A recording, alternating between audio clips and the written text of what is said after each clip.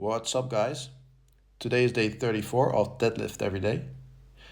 And today I wanted to talk a bit about my injuries and how that got me into lifting. So to give you a little background, during my youth I played a lot of tennis, ran track and did some long distance running. And as you may have realized by now, is that I like extremes. So like I do with deadlifting right now, whatever my main focus was at the time, I did it every single day.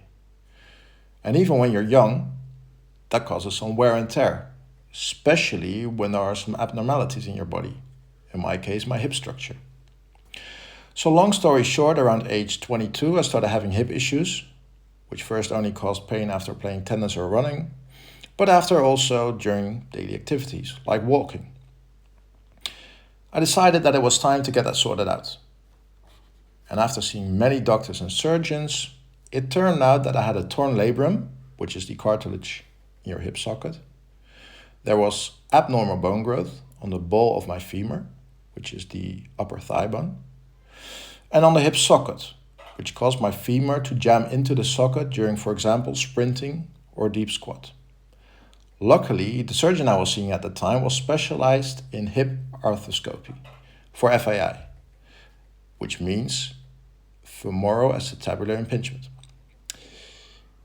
And at the time, he was also doing research on that very subject. So I thought I was in good hands.